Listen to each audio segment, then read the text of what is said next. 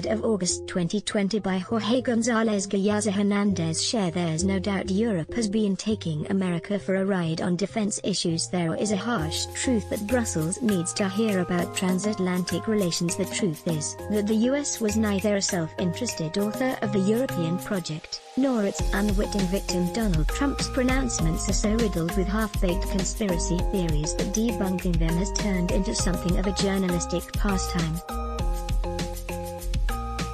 Sometimes, though, he does inadvertently come out with something that merits closer inspection, such as his recent claim that the European Union was formed to take advantage of the US.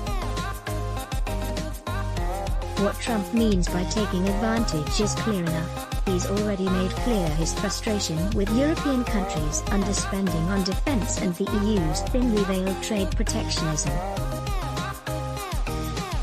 American fatigue about these imbalances long predates Trump, but the president's consistent attacks on these issues have soured the transatlantic relationship to an extent perhaps not seen since the Iraq War of 2003. Meanwhile, Trump's base praises him for being tough with the Europeans.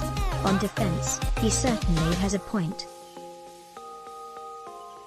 EU leaders have long extolled the virtues of transatlantic cooperation to distract from their failure to hit the NATO target of spending 2% of GDP on their militaries. On trade too, there is ample cause for complaint about the EU's strange mixture of criticizing protectionism abroad while clinging to high trade barrier and state subsidies at home.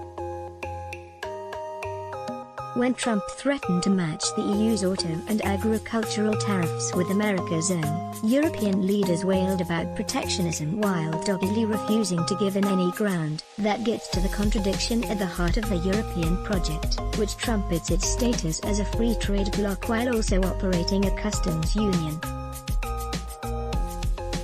Indeed, it's exactly the high levels of market harmonization that member states enjoy internally which make life so difficult for outsiders. If the EU is a mantra, it's free trade for thee but not for me, then there's the special zeal with which European regulators pursue American multinationals, something Columbia University's Anu Bradford labels the Brussels effect. In short, penalizing America is the unquestionable outcome of a number of EU policies, but the president's claim that the EU was deliberately formed with that in mind is flimsy at best. A cursory look at the bloc's history shows that taking advantage of the US was never the EU's raison d'etre, but instead the gradual result of a broader free-riding, self-infantilizing mindset the bloc's leaders have come to embrace.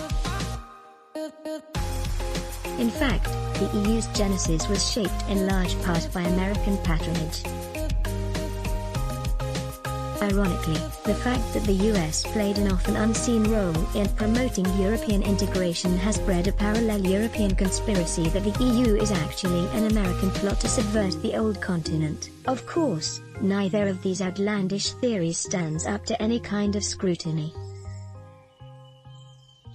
The truth is that the US was neither a self-interested author of the European project, nor its unwitting victim. Nowhere is the anti-American ferment stronger than in France, where it dates all the way back to World War II, when the US and Britain dragged their feet over recognizing de Gaulle's Forces Françaises Libres, FFL, as the official government in exile. After the war, de Gaulle remained suspicious that America's role in securing European peace and prosperity would come at France's expense.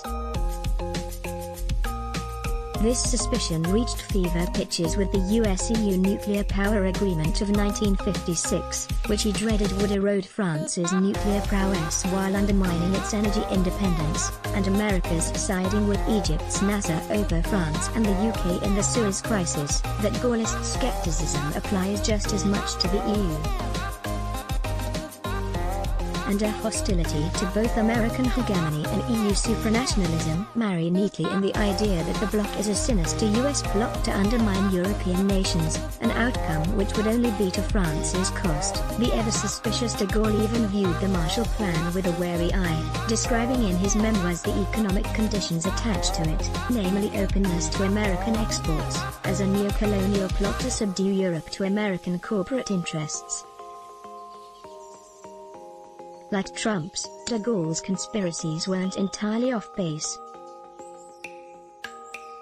The CIA was later proven to have influenced the EU's so-called founding fathers in steering its original 6 member states towards forming the European Coal and Steel Community, and both Jean Monnet and Robert Schuman were revealed to have received a string of dubious donations from U.S. federal agencies and other non-profits. Recently declassified State Department and CIA wires also speak of the U.S. interest in an executive commission to drive pan-European market harmonization policies without the democratic accountability of a federally elected body, making it easier for U.S. corporate interests to lobby. Today's European Commission certainly fits the bill there.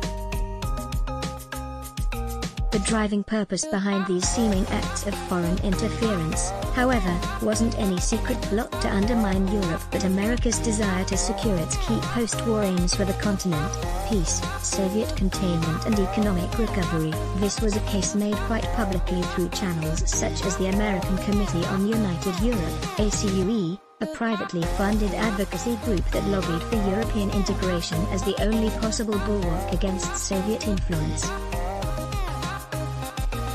Nor can the Americans credibly be claimed to be the driving force for how the bloc has developed in the decades since. Trump's own pet theory about the EU being founded to undermine America emanates from the same kind of fact-free hostility. Still, there's no escaping the fact of America's gradual reversal of fortune, from a distant patron to a collateral loser from the European project. That's the ugly truth that European leaders need to heed, that for too long they have been getting away with freeloading on American largesse and naivete. Likewise, Trump would do better to drop the conspiracy theorizing and concentrate on redressing the imbalance in transatlantic relations. There's a better Trump quote to sum this up: "I want Europe to pay." Click here to subscribe to our daily briefing, the best pieces from CAP and across the web. CAP depends on the generosity of its readers. If you value what we do, please consider making a donation. Jorge González Gallaza Hernandez is a writer in Madrid and an associate researcher at Fundación Civismo. Columns are the author's own opinion and do not necessarily reflect the views of CAP. Let's block ads. Why? Show your love for him. Click the link in description. Thanks for watching.